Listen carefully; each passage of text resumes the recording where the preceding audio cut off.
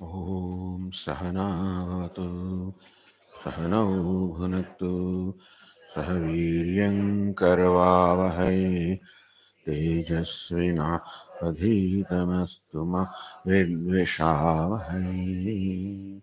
Om Shanti Shanti Shanti.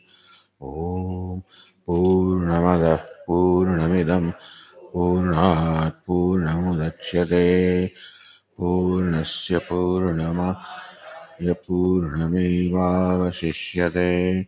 ॐ शान्ति शान्ति शान्तिः श्रुतिस्मृतिपुराणानाम् आलयं करुणालयं नमामि भगवत्पादं शङ्करं लोकशङ्करं शङ्करं शङ्कराचार्यं केशवं बादरायणं सूत्रभाष्यकृतौ वन्दे भगवन्तौ पुनः पुनः ईश्वरो गुरुरात्मेति मूर्तिभेदविभागिने व्योमवद्व्याप्तदेहाय दक्षिणामूर्तये नमः.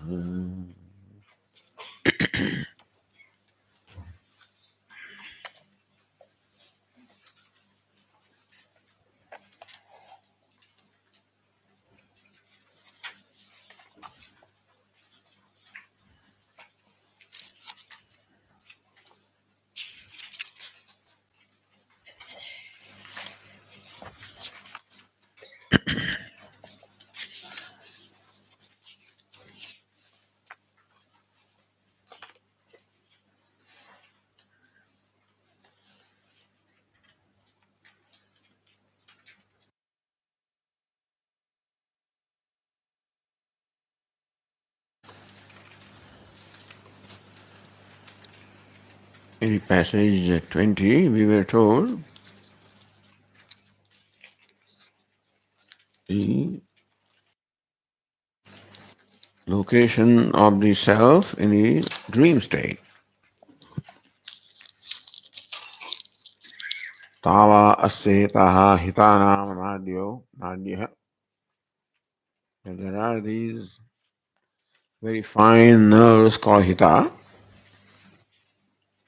Yatha keshaha sahasrashaha bhinnaha. How fine they are when a hair is split into 1,000 not parts, 1,000 sections. Well, sections. So not vertically, horizontally, hair is split in. So it's just a matter of imagination how fine that is. So fine are these nerves called hita. Tavata animna tishtati. So these nerves are this like this atomic fine nerves, and sometimes even the number also is given, but that's not given here. Shuklasya, Neelasya, Pingalasya, Haritasya, Lohitasya, Purnaha. These nerves are transparent and they are filled with serums of different colors, blue, white, and blue, and yellow, and red, and uh,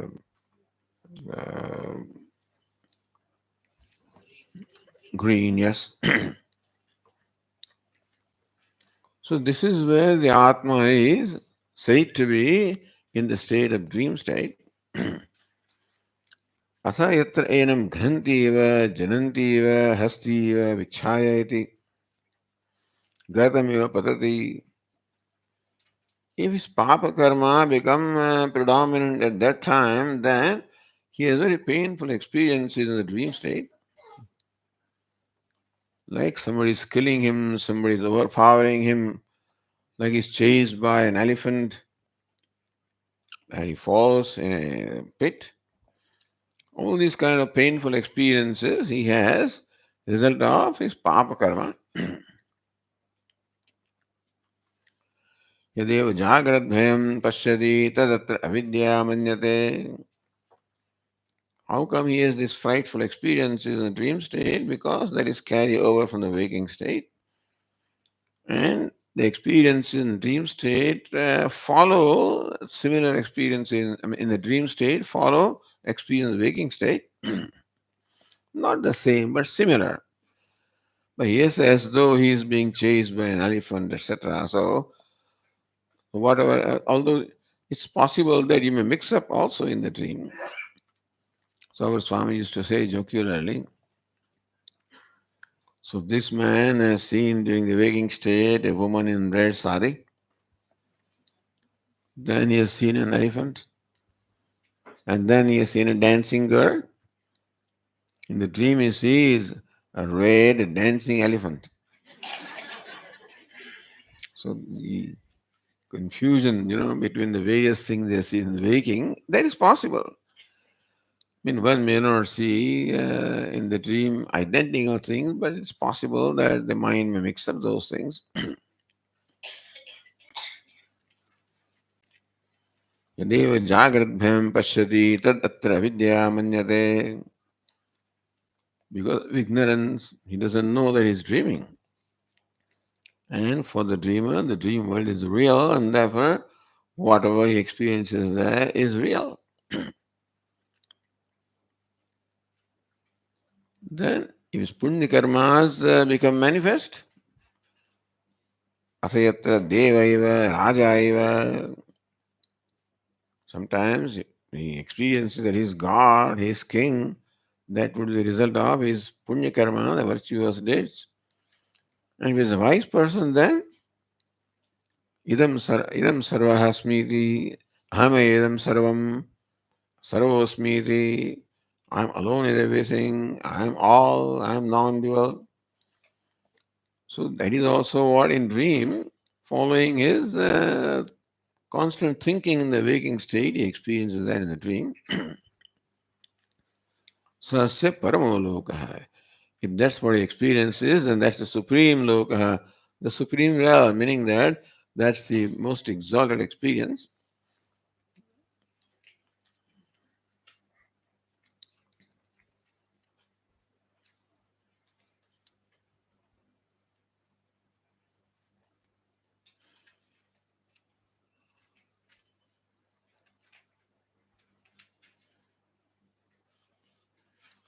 Continuing the description of the deep sleep state in the passage 21,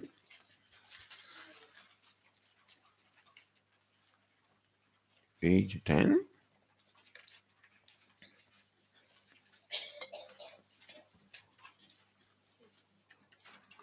Tadvai asya atichhandaha अपहरपाप्मा अभयम रूपम तद्यथा प्रेयास्त्रिया संपरिष्वक्तः न बाह्यं किंचन वेद न आन्तरम् एवम् एव अयं पुरुषः प्राज्ञेन आत्मना संपरिष्वक्तः न बाह्यं किंचन वेद न आन्तरम् तद्वै अस्य एतत् आप्तकामम् आत्मकामम् अकामं रूपं शोकान्तरम्.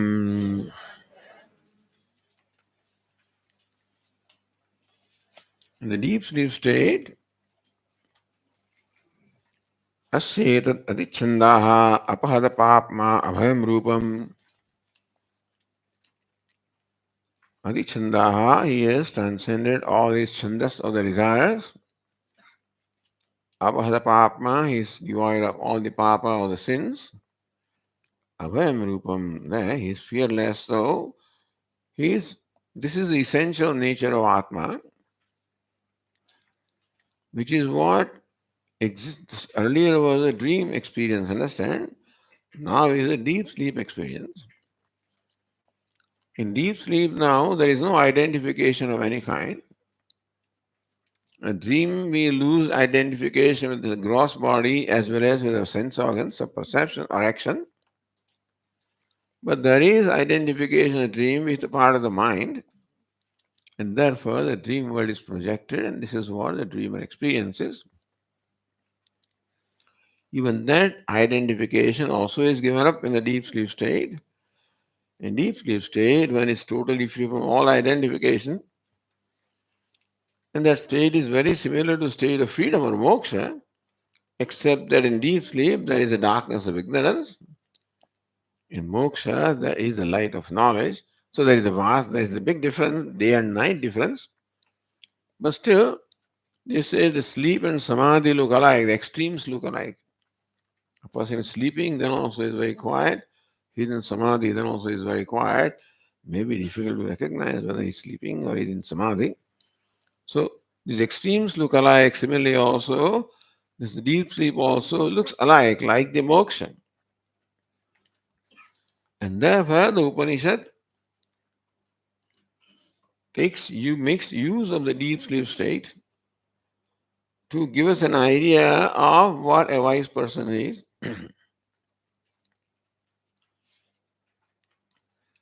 Tadvayasye tat adichandaha apahadapapma abhayam rupam. At that time, he becomes free from all the chandas or all the desires. Kama varajitam, free from all kama, all the desires. Apahata papma, free from all papa and punya also.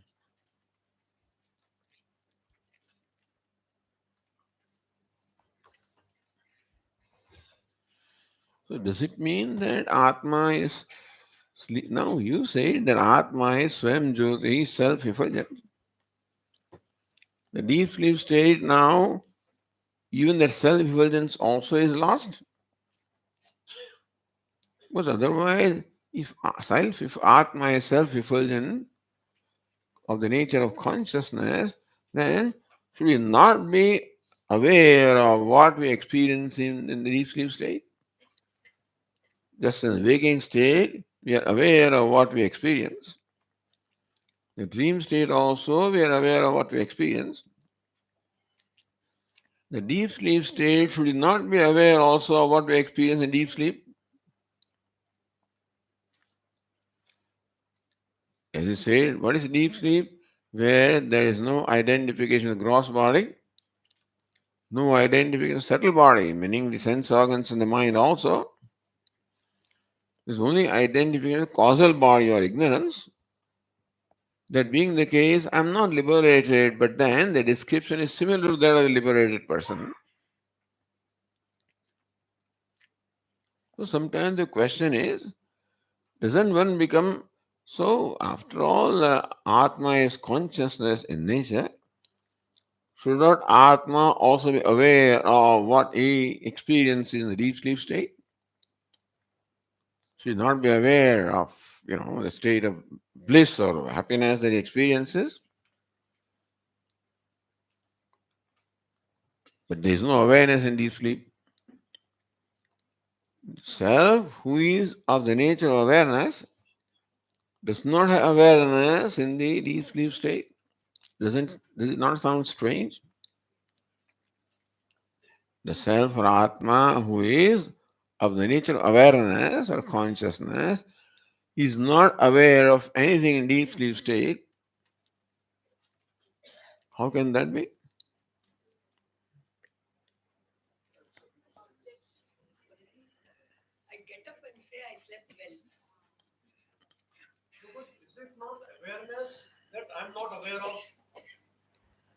Wow.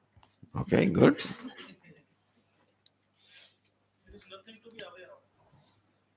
Mhm. Okay. Hmm?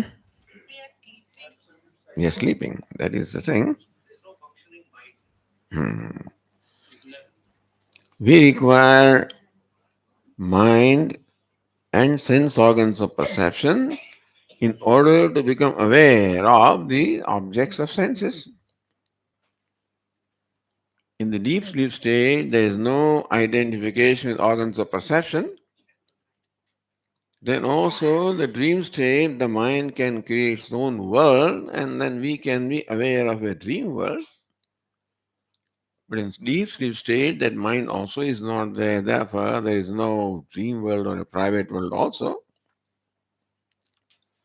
There is nothing whatever in the dream. There is no consciousness in dream. Does the conscious Atma become unconscious? If self is consciousness, then should he not be conscious in the deep sleep state also?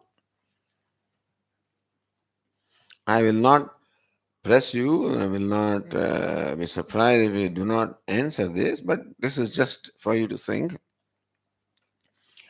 Because if I keep on talking, then I'm not sure whether or not it gets through or not. Uh, but then it is true now that Atma is consciousness. So there are two kinds of consciousness. One is consciousness in general and consciousness in particular. So when I am, for example, conscious of the spot, there is spot consciousness. That is where the consciousness is qualified by partness. As some other object, namely flower, then my consciousness is qualified by flowerness, flower consciousness. But when there is no object, then now for me to perceive flower or a part or any object requires organ of perception. Further, it also requires mind, so mind through organ of perception perceives this. Deep sleep state, there is neither organs of perception, nor is there mind, and therefore there cannot be any particular knowledge is in waking state, just as the flower knowledge, the part knowledge, the cloth knowledge. Meaning knowledge qualified by flower, knowledge qualified by part, knowledge qualified by cloth. But does it mean there is no knowledge? The qualification. So sense organs in the mind provide qualify, make the knowledge qualified. They are not there. Therefore, the qualified knowledge of particular knowledge is not there in deep sleep stage, but unqualified knowledge is there. Call it unqualified knowledge, call it consciousness. It is there because it can not be there.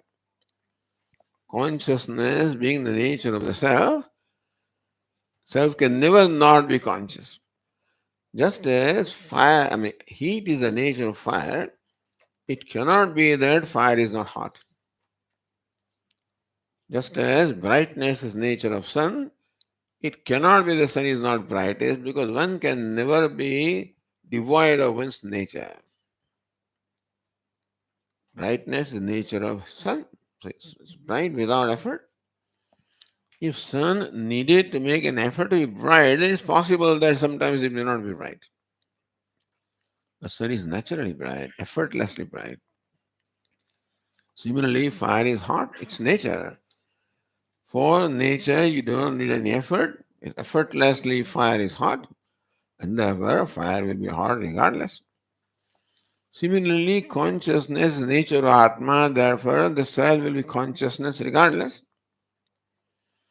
That is called general consciousness. And that consciousness becomes particular consciousness when it gets associated with the mind and the sense organs. And so you require mind as well as, let's say, organ of or eye in order for me to perceive this flower. You perceive the sound because of the organ of hearing. So these organs of perception are able to experience the particularities of the object. If organs of perception are not there, you cannot experience particularities. If you understand what I'm saying, that eyes can perceive the color and the ears can perceive the sound. So this color, sound, all this particular aspect of the object requires me to function through the organ of perception. In the deep sleep state, the organs of perception are not there where I cannot have any particular knowledge. I cannot have pot knowledge, cloth knowledge, flower knowledge, because flower, pot, cloth require organ of perception. But that doesn't mean I don't have knowledge because knowledge is my nature. Knowledge which is my nature through the organ of perception becomes the flower knowledge, cloth knowledge, pot knowledge, what we call particular knowledge. When organs of perception which create that particularity or qualification knowledge are not there in deep sleep state, then also knowledge is there, but what we call the knowledge, general knowledge, universal knowledge, unqualified knowledge. The organs of perception make the knowledge qualified by flowerness, potness, clothness. When in sleep, the organs of perception are not there, therefore, the knowledge cannot be qualified, but that doesn't mean there is no knowledge. Knowledge is there, consciousness is there, because that is the nature of the self. Therefore, in deep sleep also there is knowledge in the form of awareness or consciousness, which is the nature of the self. But we do not have mind and sense organs in deep sleep state. It is mind and sense organs which, in fact, are able to perceive the particular aspects like the flower, like the pot. That when deep sleep, we cannot have particular knowledge, qualified knowledge, but we have unqualified knowledge, which is the nature of the self. Knowledge or consciousness, which is the nature of self, through mind and sense organ becomes qualified, like flower knowledge, clock knowledge, pot knowledge. In absence of these organs of perception, mind, there's nothing to qualify the knowledge, therefore, still the unqualified knowledge is very much there in deep sleep state also. Just as fire cannot be without heat because that's its nature, Atma cannot be without consciousness because consciousness is the nature of Atma. Therefore, in deep sleep state also there is consciousness. But then there is not the mind and not the sense organs which create particularized consciousness. Let me give you an example. In pitch darkness, I cannot see anything. No, a blind person also does not see anything. And I, who is a sighted person, also does not see anything in deep sleep state. I mean, in the darkness.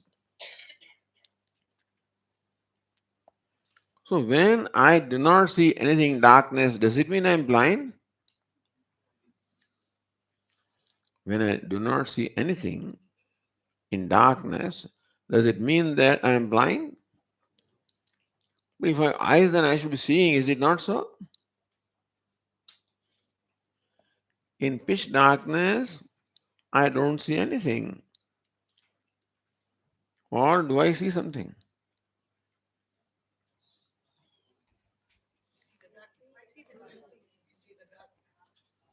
I see the darkness. Is it not so? Mom, I don't see anything. Because you send the child to fetch something in the next room and he can find the switch and it's all dark. I can't see anything. But he sees that he cannot see anything. Seeing is the nature of eyes. Eyes always see. In pitch darkness, what do they see? They see the absence of everything. When you say, I don't see anything, means that you see the absence of everything. Because eyes will see. The deep sleep state is a state similar to that darkness. When eyes are there and therefore eyes always see, just as in darkness also eyes see, but do not see anything particular because there is nothing particular there because you require light to particularize things. But in pitch darkness also eyes see. There they see the absence of everything. Deep sleep state is a state similar to pitch darkness, where Atma, the consciousness, is very much there, just as eyes do not lose the faculty of seeing just because it's dark outside. Because to see is the nature of eyes, so to be conscious is the nature of Atma, therefore Even when there is nothing to be conscious of, Atma remains conscious, shining in its own light, even in deep sleep state also. So, what's the difference between the waking state and deep sleep state?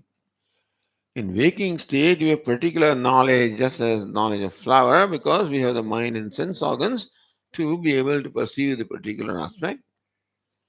That this is a flower, this is a pot, this is a cloth, etc., etc. But that mind and sense organs which are required to perceive the peculiarities are not there in deep sleep. Therefore, not that I do not see, not that I am not aware, but I am not aware of the particularities of the objects because the mind and sense organs which are required to grasp the particularity, they are not there. Therefore, I do not grasp the particularity of the object.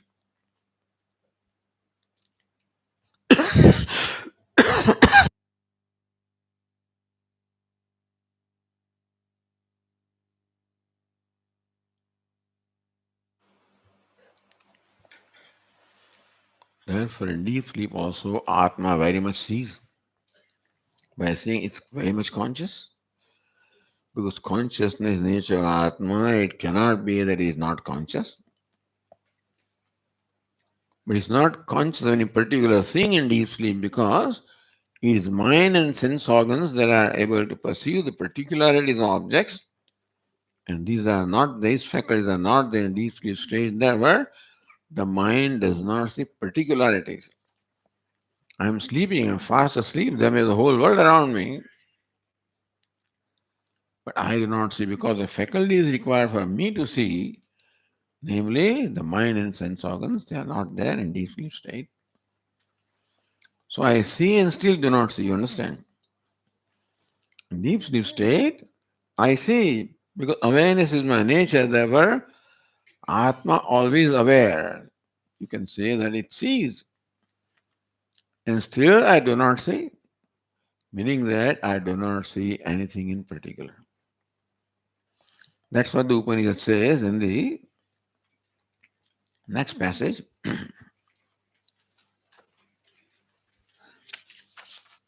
No, okay, passage after that. One further aspect of deep sleep is stated in the passage number 22.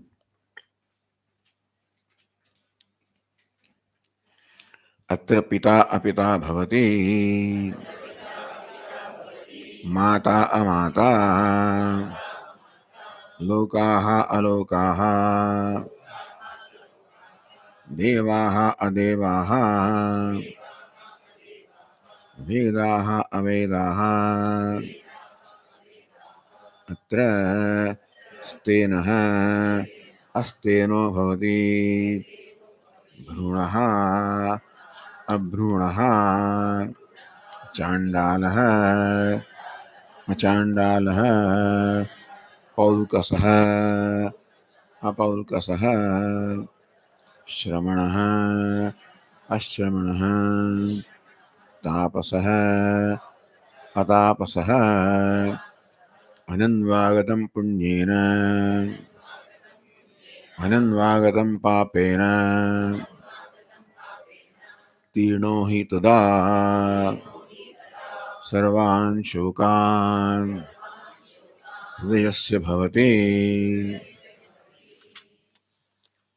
Very beautiful description of the deep sleep state. Atra pita apita bhavati.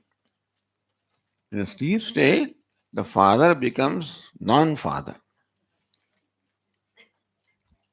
You mean, do I cease to exist in deep sleep state?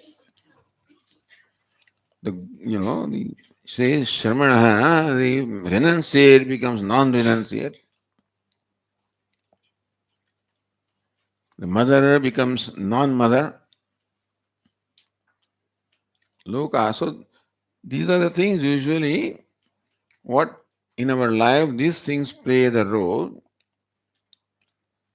that we perform karma to propitiate the devatas, the gods, And by that grace, we get the result of our karma. The result may be fulfillment of a desire. The desires are divided into three categories. One is that I may desire the pleasures of this world, or I may desire the pleasures of the intermediate world, the three worlds. Bhuhu, Bhuvaha, Suvaha. Bhuhu, Prithvi, this world. Bhuvaha, intermediate world, the world of mains or Pitraloka. Suvaha, the world of Suho, Swaha, world of Devatas or heaven. So three worlds, sometimes seven worlds, etc. But the rest of the world will be included in Swarga. So Lokaha, what are Lokaha? Bhuhu, Bhuvaha, Swaha or Suvaha. This world, the intermediate world, is heaven.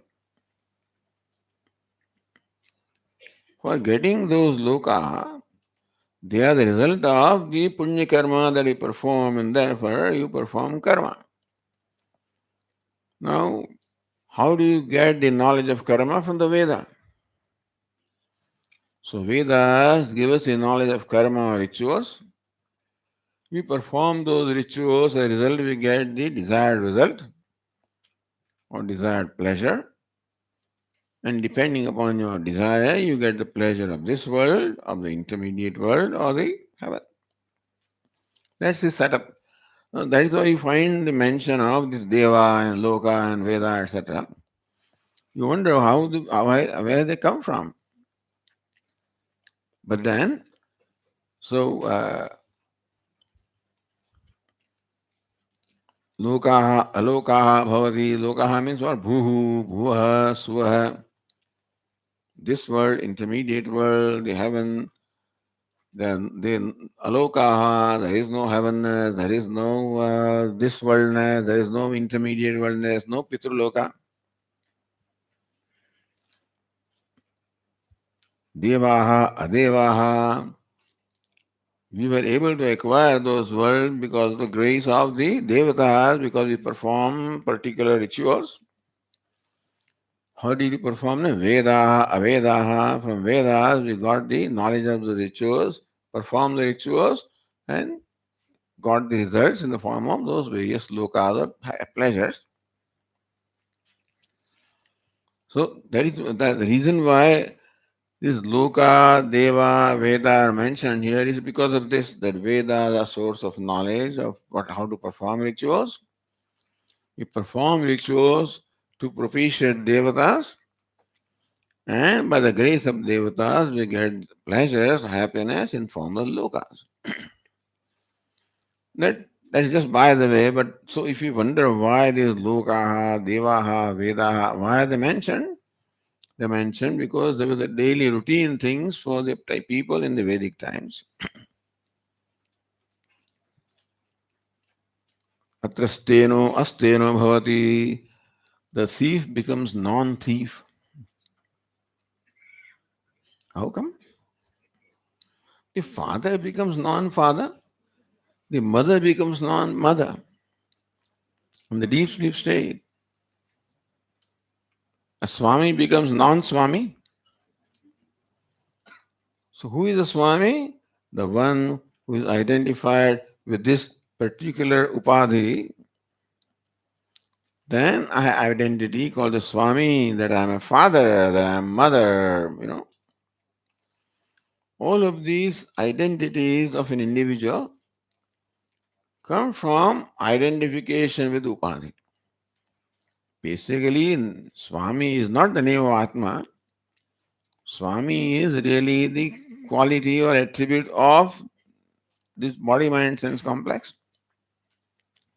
So also father, so also mother. And what it means is that in deep sleep state, I become free from all identifications. Because then only I can sleep. So first the identification, the body goes, then the mind also goes, then I fall asleep. There is sound sleep. There's in deep sleep or dreamless sleep or sound sleep. I'm not aware of my body, not aware of my sense organs, not aware of my mind. And because I am not aware, there cannot be identification. The reason I'm identified with this body because I'm aware of the body. This body is there and I'm aware of it, therefore the identification takes place. The mind is there and I'm aware of the mind, therefore identification of the mind takes place. But if they are not there, body is not there, I cannot be aware of it, so identification cannot be. Sense organs are not there, they cannot be identification. Mind is not there, there cannot be identification. In the deep sleep state, this body is not there. Well, where does it go, Swami? We see it there. It is not there for the sleeping person. A sleeper as though withdraws into a special, cave or something like that. He is no more in our world. The person who is sleeping is not in our world. He has withdrawn himself or herself into a cave like from the world of the body, world of the sense organs, world of the mind, even of identifications. And so, in the deep sleep state, he is unaware of all of this. Therefore, he does not judge himself. Moment I become aware of the body, I judge myself. As a man or a woman or a father or a mother, all of these are attributes of the body. It is my habit that whatever I become aware of, then I judge myself. So father is not really the nature of Atma. Atma as though becomes father by identifying himself with the body. Atma as though becomes mother again by identification. In the deep sleep state, the body is not there, therefore he cannot identify, therefore he cannot judge himself as father. Pita apita bhavati. The one who thought himself a father in the deep sleep does not remain father. The one who thought oneself as mother in the waking state does not remain mother in the deep sleep state. That means what? Father is an incidental attribute, mother is an incidental attribute. We call incidental because it can be given up. What is natural cannot be given up. Atma cannot give up consciousness because that is nature. All other things are given up in deep sleep state because they're incidental. Therefore, the true nature of Atma, in a way, becomes evident in deep sleep because Atma is free from all identification in its natural state. The only problem is that there is no awareness, and therefore, poor fellow does not know that I'm awareness, I'm free, and etc. Because of the darkness of sleep. Otherwise, in sleep, he is in a state which is very similar to state of liberation, with just two extremes. Two extremes. In liberation, there is light of knowledge. In deep sleep, there is darkness of ignorance. But otherwise, they're like two extremes. They look alike. Therefore, the example of deep sleep serves a purpose of helping us to understand what it is to be liberated, what a liberated person is. So, Pita Apita Bhavati. Pita means father, and father was a judgment that one had because of identification with the body. Because that identification goes away in the deep sleep state, therefore, he no more takes himself as father. Father ceased to be father, you can say, because it was a result of identification. If Atma was father, non father, one cannot give up one's nature, understand? One can give up what is incidental. I can give up my garment, because incidental. I cannot give up his hand or leg, which is natural. And so Atma cannot give up the consciousness to the nature. Everything else is incidental. That Atma is father, Atma is mother, he X, Y, Z, He's a virtuous, vicious, whatever. All of these are acquired attributes. And therefore, they can be given up. No sooner we wake up, we identify and acquire all those attributes or superimpose all those attributes. You don't acquire. Atma does not become father. Atma does not become mother in the waking state also. Father and mother all belong to this body. But as soon as we wake up, by habit we identify with Upadi and then I call myself father. And as Puja Swami says, then the blood pressure rises. Because he recognizes himself as father, then immediately remembers his son. That 18-year-old, young man with broad chest. He doesn't button his shirt. He wears the mala given by his mother. He has a big motorbike from which he has removed the silencer and rides the motorbike, announcing himself in the whole world. Father means he thinks of his son. Mom means he thinks of his son, and his blood pressure rises. In deep sleep state, the father is free because there is no fatherness. So there is no blood pressure, no tension, no samsara. Moment he wakes up, becomes father, means all samsara. Mother means all samsara. Husband samsara. Any identification is samsara. Because there are going to be problems. They're all different roles, in fact. But then there cannot be any role without challenges, and without so. Whether you are wife or husband or mother or father or son or daughter or friend, whoever you are, when there is identification and then you assume some identity, there are naturally limitations and problems. That is besides the point. But the point is that in deep sleep you become free because all these identifications are given up. Therefore, Pita apita bhavati. Father becomes, in English, non-father. Mother becomes non-mother. When can you do that? Because it's not father to begin with. That fatherness was superimposed, incidental. And incidental things that are dropped in the deep sleep state. The motherness is dropped because it was incidental. Lokaha, alokaha bhavanti. The worlds become non-worlds, meaning that now there is no heaven for this sleeping person. No bhuhu, no bhuvaha, no this world, not the intermediate world, not heaven. There are no more there. Devaha, adevaha bhavanti. The devatas become non-devatas for this person. Not that devatas cease to be devatas. The worlds don't cease to be there for him. Who is sleeping now, there are no devatas.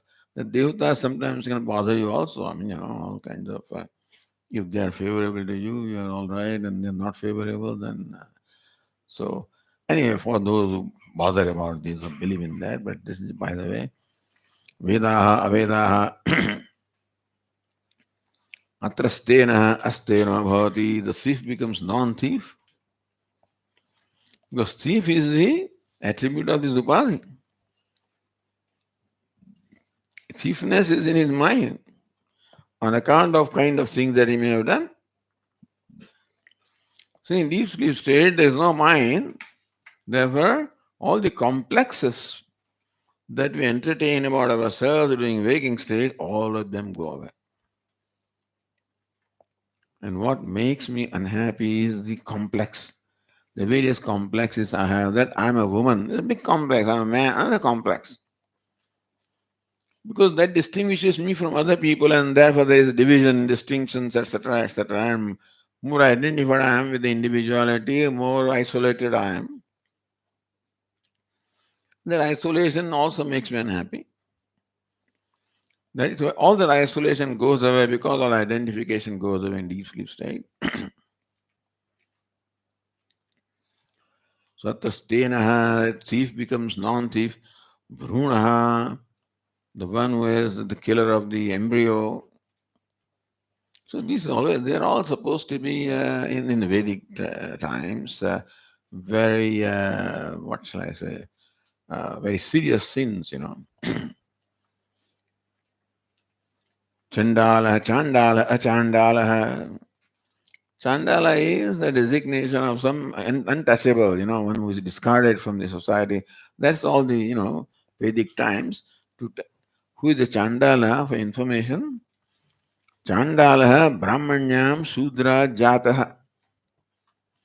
A Brahmana is supposed to marry with a Brahmana. A Brahmana man should marry with a Brahmana woman. There was the Varnashrama. So the society was divided into various Varnas or various castes. And so that a person should marry the other one in the same caste. Meaning a Brahmana man should marry a Brahmana woman, a Shudra man should marry a Shudra. This was just a setup. As long as it goes on, there is an order in the society. But ultimately, everybody is a human being. Human being has all kinds of difficulties, and therefore he may be overpowered by his passion. So he may fall in love with some woman who may not be of his own tribe or own caste. So those days also it was happening. Therefore, a Brahmana falls in love with a Shudra woman, and there is a child that's called Chandala. So that way there are all permutations, combinations, Brahmana with this woman, that one. So there were a number of all these outcast people. There were many hundreds of outcasts were there, by the way. That doesn't that's not the subject matter here. But this Chandala, Paulkasaha, Paulka is another combination.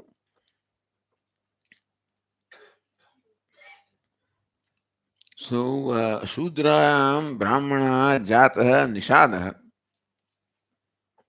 So when a Brahmana woman marries or whatever, so Brahmana with a Shudra woman, the child is called Nishada.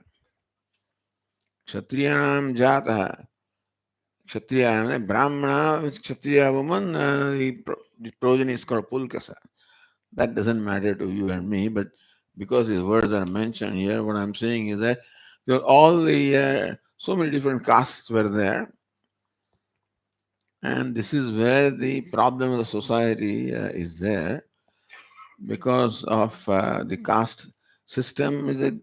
Was meant for organizing the society, but anything that serves a good purpose also, when abused, can become a problem. So when the caste system is not managed properly, the leaders of the caste, there should be flexibility. So that's what a person from United States asked me, Swami, but can a carpenter become a goldsmith? I said no.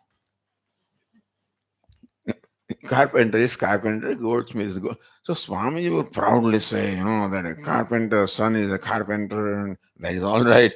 But suppose he doesn't want to do carpentry. Suppose carpenter's son wants to do something else. He wants to be a tailor. He wants to be a businessman. Maybe he may have, but that is not allowed there. If there is strict caste system, then you are not allowed to do something else. Otherwise, you'll be outcast, etc. So anyway, there were many benefits of caste system. At the same time, when not managed in a mature manner, it can also become a problem. So that's how all this Paulkasa and Chandala, all the outcasts are there. And there are so many of kind. Shramana, Parivrat. Shramana means a wandering monk. Shramana. But he becomes Ashramana. Just an example, a monk no more remains monk in the deep sleep state because monk also is the designation of the upadhi. In deep sleep state, there is no identifying the upadhi, therefore, he is no more, meaning that he has no more any awareness that I'm a renunciate. Tapasa means a vanaprastha. So brahmachari, the next is grahastha, vanaprastha. Vanaprastha also is called tapasa because in the state of vanaprastha, the main sadhana is tapas or the penance, So with different austerities they perform. So they go to forest and perform different austerities. Anyway, so that tapasa becomes atapasa.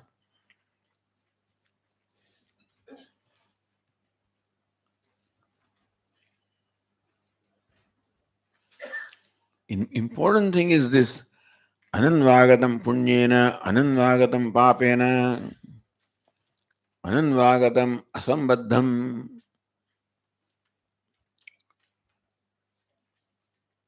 anu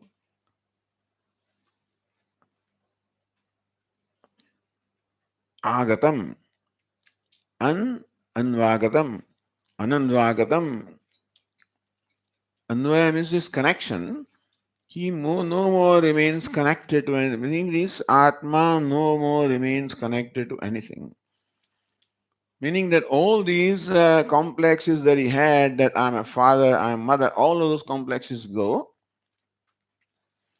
Anandvagatam punyena, Atma is no more connected or related to punya or virtue.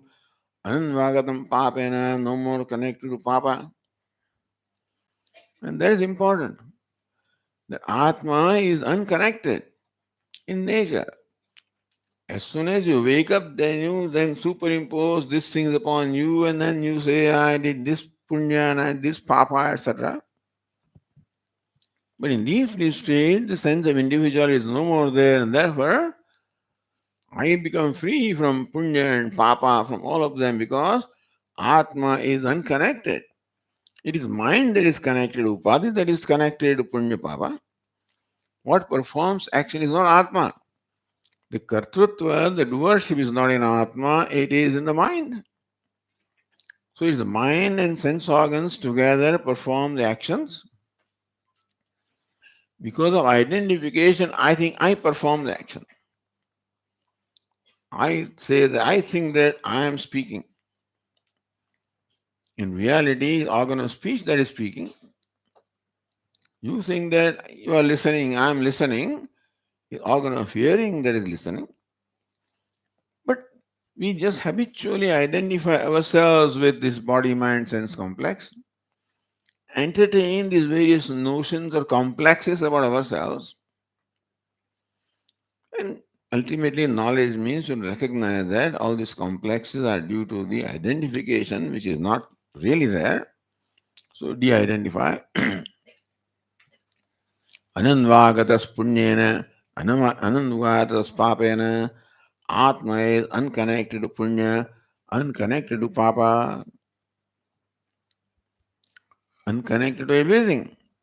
But punya papa is mentioned here because this tenaha, brunaha, I mean, all these fellows are mentioned. Therefore, you feel that I'm a papi, I'm a virtuous man, I'm a vicious person, etc. All virtue, all vice, all of these, Atma becomes free from all virtue and vice. Always free. But then identified with the body, and therefore he thought that I'm a virtuous person, I'm a vicious person. So this is important. Anandvagadam punyena, anandvagadam papena. The self is unconnected with punya, self is unconnected with papa, with virtue and vice. So in the Vedic times, you find a lot of mention of this punya, papa, virtue and vice, karma. Vedic society was much based on karma, on the duty. And so everybody was supposed to perform that duty.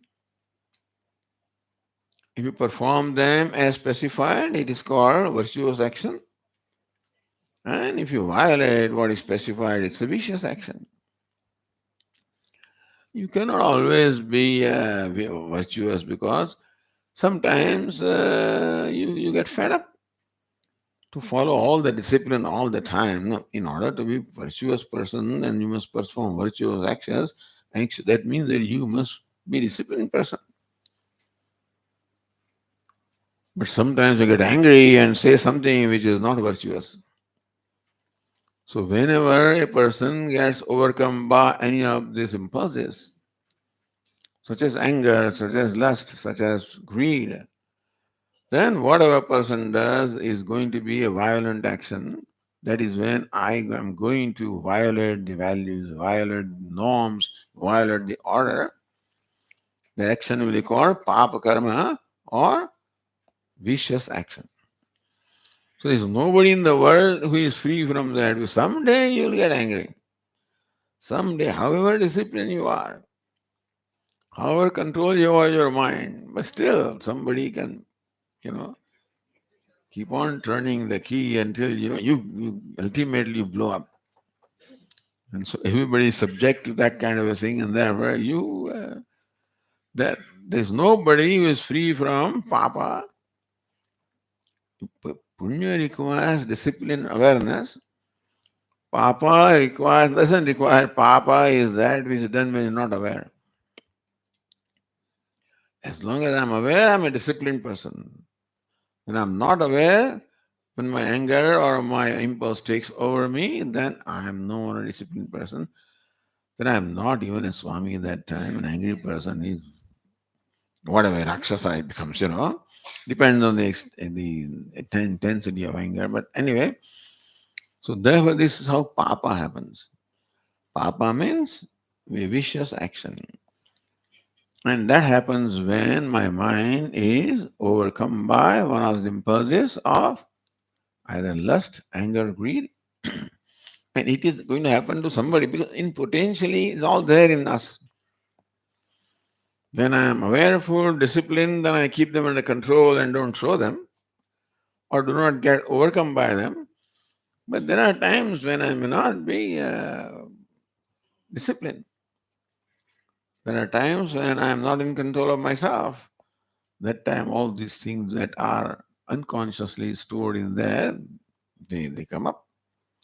And so, any human being will today or tomorrow perform an action out of anger, or out of greed, or out of lust, kama, krodha, lobha. That will be violent. I mean, I will hurt somebody. Whenever I act of greed or anger or lust, I'm going to hurt somebody. It is going to be a violent action. So that's called a papa karma. Therefore, papa is there in everybody's life in various degrees. More disciplined you are, more awareful you are, there'll be more punya in your life, likely. But there are times when you get, uh, overcome by the impulse, then the action is going to be a violent action. So, papa and punya. Of course, in our life, punya is predominant because we are all virtuous people. But however virtuous we are, there'll be some papa. Even Swami also will ultimately, blows up. And so you look so calm and quiet and so, gentleman, but then also sometimes. So that's why Papa and Punya are there in the story, in the account of everybody. Thank God that Atma does not become Papi or Punyashali. All that Papa and Punya, all of these are at the level of the personality. The ego becomes Papi, the ego becomes, virtuous, vicious. But when all of that goes on at that level of Upadhi, Atma is unconnected. What is the reason why Anandvagadastena bhavati? He remains unconnected to Punya, Papa, or anything, because they all belong to the Upadhi. Tirnoi tada sarvan shokan hridayasya bhavati. In the deep sleep state, he becomes free from all the grief which belong to the mind. So we'll continue in the next class. Om Purnamada Purnamidam Purnat Purnamudachyate Purnasya Purnamada Purnameva Vasishyate Om Shanti Shanti Shanti Shankaram Shankaracharyam Keshavam Badarayanam Sutrabhashya Krutau Vande Bhagavantau Punah Punah ईश्वरो गुरुरात्मेति मूर्तिभेदविभागिने व्योमवद्व्याप्तदेहाय दक्षिणामूर्तये नमः।